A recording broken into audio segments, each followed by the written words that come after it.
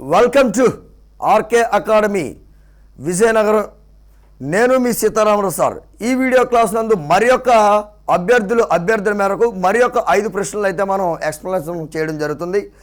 మనకి ఇన్స్టిట్యూట్లో మంచి గొప్ప అద్భుతమైన ప్రోగ్రాం అనేది 11, 12, 13 మార్చి నెలలో మనకి జరగడానికి అవకాశం ఉంది. దాని కొరకు మీరు 249 రూపాయలతో రిజిస్ట్రేషన్ చేసుకోండి. అది కూడా మార్చి 1 నుండి మార్చి 9 లోపలనే మీరు రిజిస్ట్రేషన్ చేసుకుని మీ యొక్క అమూల్యమైన సమయాన్ని మాకు ఇచ్చినట్లయితే, మీ యొక్క సమయాన్ని మాకు ఇచ్చారు కాబట్టి మేము మంచి సెషన్ని మీకు ఇవ్వడం జరుగుతుంది. 2 లెజెండ్స్ ఫ్యాకల్టీస్ తెలుగు ఇంగ్లీష్లో ఆ సెషన్ 3 రోజులు జరుగుతుంది. కాబట్టి ఆ సెషన్ని మీరు ఉపయోగించుకుని మీ యొక్క విజయానికి మా యొక్క సేవలు ఆ 3 రోజులు ఉపయోగించుకుంటారని బయాలజీని ఆశిస్తూ మనమైతే ఇప్పుడు ఒక క్వశ్చన్ మనం డిస్కస్ చేద్దాం. ఆ క్వశ్చన్ ఏమిటనగా క్వశ్చన్ చదువుదాం. ముందు తెల్ల రక్త కణాల్లో వచ్చే క్యాన్సర్ నేమందరు? What is white blood cell cancer అంటాడు. అసలు క్యాన్సర్ అంటే ఏంటి? What is cancer? Uncontrolled mitotic cell division is nothing but cancer. అనియంత్రిత సమవిభజననే మనం ఏమంటామంటే మనం క్యాన్సర్ అంటాం. క్యాన్సర్ అధ్యయనాన్ని ఆంకాలజీ అంటాం. క్యాన్సర్కి కారణమైన జీన్స్ ఏమంటాం అంటే ఆంకోజీన్స్ అంటాం. క్యాన్సర్కి కారణమైన వైరస్ని ఈ HPV virus, human papilloma virus అంటాం. అదేవిధంగా ఈ అతినీలలోహిత కిరణాలు యూవీ రేస్, ఏ కిరణాలు మీద పడితే మనకి క్యాన్సర్ వస్తుందంటే యూవీ కిరణాలు. ఏ చక్కెరలు మనకి క్యాన్సర్ కారణం అవుతాయంటే ఆర్టిఫిషియల్ షుగర్ అయినటువంటి ఆస్పార్టేము, ఆలితేము, శాకరిను, సుక్రలోజులు మనకి ఈ యొక్క క్యాన్సర్కి సర్వసాధారణంగా క్యాన్సర్ కారణమయ్యే చక్కెరలు. అదేవిధంగా క్యాన్సర్కి కారణమైన ప్లాంట్ టొబాకో, ఈ యొక్క నికోటియానా టొబాకం యొక్క అదొక దాని నుంచి లభించే ఆల్కలాయిడ్ అయినటువంటి నికోటిన్. అదేవిధంగా మనకి ఈ యొక్క టొబాకో బోర్డు ఎక్కడుందంటే గుంటూరు. అదేవిధంగా ఈ యొక్క CTRI central tobacco research institute ఎక్కడ ఉందంటే మన రాజమండ్రి సిటిఆర్ఐ. ఈ లాలా చెరువు దాటిన వెంటనే వచ్చే ఆ జంక్షనే మనకి సిటిఆర్ఐ. అలాగే నేషనల్ క్యాన్సర్ అవేర్నెస్ డే ఎప్పుడంటే మీరు మాకు కామెంట్ చేస్తారా? లేదా నేనే తెలియజేస్తాను. ఈ యొక్క November 7 అనేది మనకి cancer awareness day. International cancer day ఈ యొక్క February 4ను ఇంటర్నేషనల్ క్యాన్సర్ డేగా మనము తెలియజేస్తాం. ప్రతి సంవత్సరం ఈ యొక్క 10 నుండి 11 లక్షలు ఈ క్యాన్సర్ బారిన జనాలు అనేది పడడం జరుగుతుంది, మనకి తెలిసిందే. కాబట్టి ఏదేమైనప్పటికీ క్యాన్సర్లో కణాల సంఖ్య పెరుగుతుంది. సాధారణంగా ఈ యొక్క తెల్ల రక్త కణాల్లో వచ్చే క్యాన్సర్ ఏమంటామంటే మనము లుకేమియా అంటాం. సాధారణంగా మోనోసైట్ల సంఖ్య పెరుగుతుంది. ఇక్కడ మోనోసైట్స్ తెల్ల రక్త కణాలు అన్నింటిలోనికి పెద్దవాటిని ఏమంటామంటే మనం మోనోసైట్స్ అంటాం. ఈ మోనోసైట్ సంఖ్య పెరుగుతుంది. అలాగే ఉపకళా కణజాలాలు ఎపిథీలియల్ సెల్స్, ఉపకళా కణజాలాల్లో వచ్చే క్యాన్సర్నే మనం ఏమంటామంటే కార్సినోమా అంటాం. ఈ కండరాలు మజిల్స్ అధ్యయనాన్నే మనం ఏమంటాం మయాలజీ లేదా సార్కాలజీ అంటాం. కాబట్టి సార్కోమా అనే క్యాన్సర్ దేనికి వస్తుందంటే మజిల్స్కి వచ్చే క్యాన్సర్. ఇది మజిల్స్కి వచ్చే క్యాన్సర్. అలాగే మెగాలోబ్లాస్టిక్ ఎనీమియా, ఈ యొక్క ఎర్రత కణాల సంఖ్య పెరగడాన్ని మెగాలోబ్లాస్టిక్ ఎనీమియా అంటాం. లేదా దీన్నే సాధారణంగా పాలీసైథీమియాగా కూడా తెలియజేస్తాం మనం. పాలీసైథీమియా ఇక్కడ దేని శాతం పెరగడం అంటే తాగే నీటిలో కోబాల్ట్ శాతం పెరగడం. తాగే నీటిలో కోబాల్ట్ శాతం పెరిగినట్లయితే ఈ మెగాలోబ్లాస్టిక్ ఎనీమియా లేదా పాలీసైథీమియా ఎర్ర రక్త కణాల్లో వచ్చే క్యాన్సర్ ఆర్బీసీలో వచ్చే క్యాన్సర్గా మనము తెలియజేస్తాం. నెక్స్ట్, రక్తాన్ని ఆహారంగా స్వీకరించే జీవులేవి?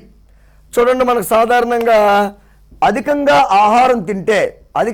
ఆహారం తినేవారిని ఏమంటామంటే సాధారణంగా పాలీపాగి అంటాం. పాలీపాగి. అలాగే కొన్ని జీవులు తేనె లేదా మకరందాన్ని ఆహారంగా తీసుకుంటాయి.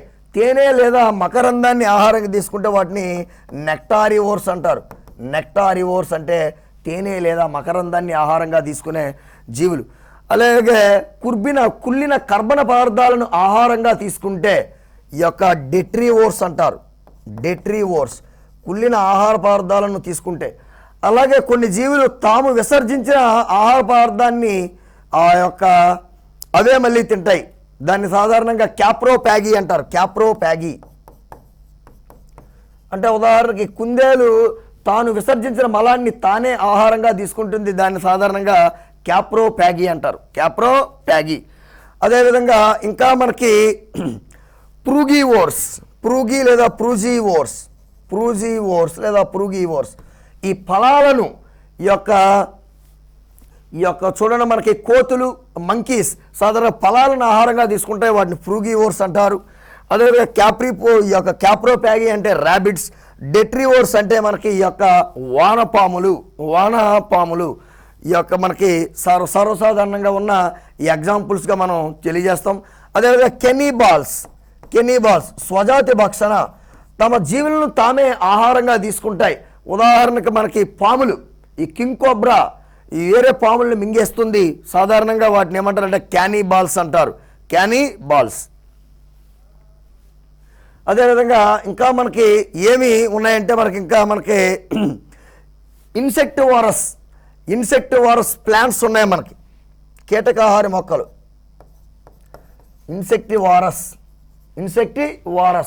ఇన్సెక్టివారస్ అనేది మనకి సాధారణంగా చెప్తా ఉంటాం మనము.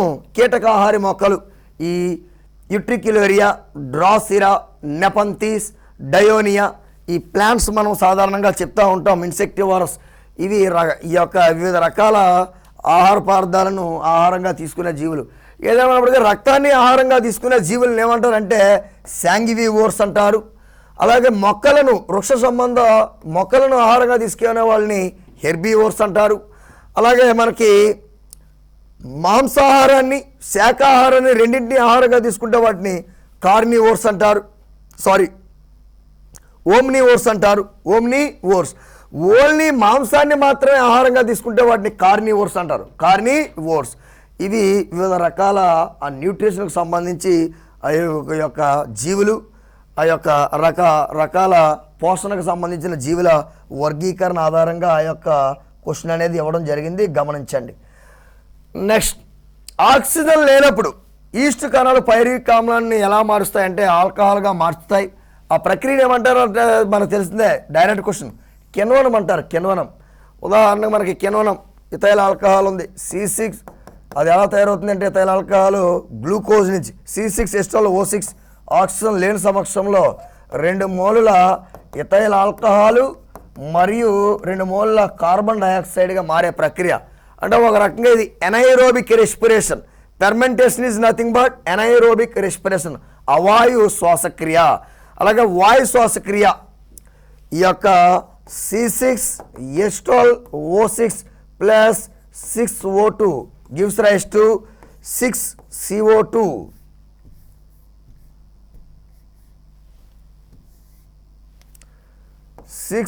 CO2 plus 6H2O plus 4 kilo క్యాలరీలు, 4 కిలో కెలోరీస్ అనేది ఇవ్వడం జరిగింది. ఇది శ్వాసక్రియ.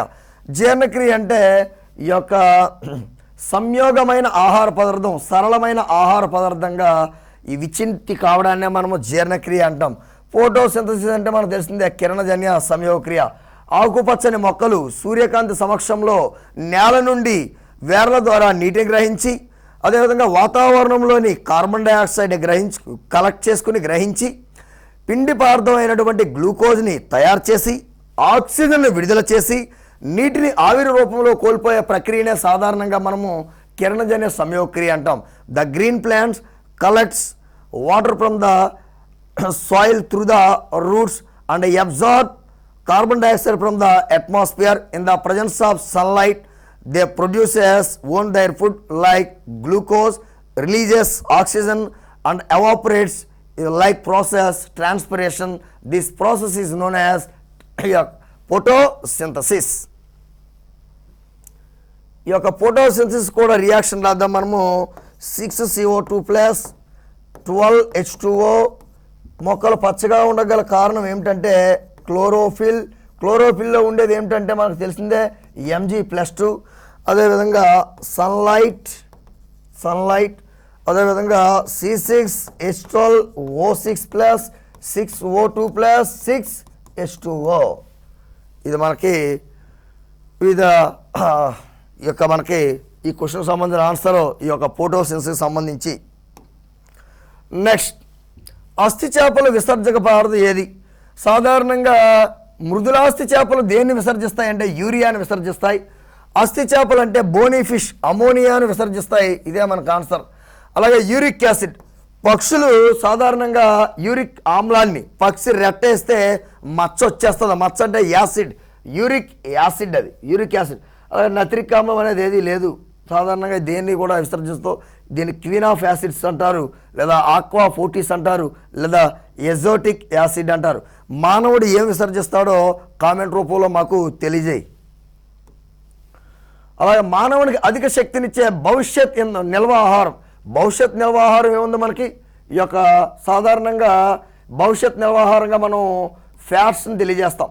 భవిష్యత్ నిల్వ ఆహారం ఈ యొక్క ఫ్యాట్స్ లేదా లిపిడ్స్ 9.45 కిలో క్యాలరీల 9.45 కిలో కెలోరీల శక్తినిస్తాయి. అదేవిధంగా పిండి పదార్థాలు సాధారణంగా గ్లూకోజ్ తీసుకున్నా లేదా ఒక ప్రోటీన్ తీసుకున్నా 4 కిలో క్యాలరీలు 4 కిలో కెలోరీల శక్తినిస్తాయి. ఇవి నో క్యాలరీస్. అలాగే ఆల్కహాల్ 1 గ్రామ్ ఆల్కహాల్ అయితే 7 కిలో క్యాలరీల 7 కిలో కెలోరీల శక్తిని ఇవ్వడం జరుగుతుంది. అదేవిధంగా ఒక వ్యక్తి స్ట్రైక్ చేస్తున్నాడు అనుకుంటే, సమ్మె చేస్తున్నాడు. ఉదాహరణకి మన యొక్క తెలంగాణ ధీరుడైనటువంటి మన కేసీఆర్ అనుకున్నట్టయితే, చాలామంది ధీరులు ఉన్నారు. తెలంగాణని ఆయన ఎంతో కష్టపడి సంపాదించుకున్నాడు. ఇప్పుడు ఆయన స్ట్రైక్ చేస్తున్నాడని అందరికీ తెలుసు. స్ట్రైక్ చేశాడు అప్పట్లో.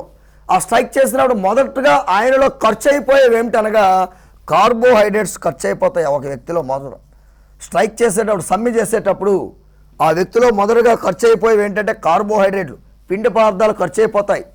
అదేవిధంగా రెండోది ఏమి ఖర్చు అయిపోతుందంటే ఈ యొక్క లిపిడ్స్ లేదా ఫ్యాట్స్ ఖర్చు అయిపోతాయి. అనేవి ఖర్చు అయిపోతాయి.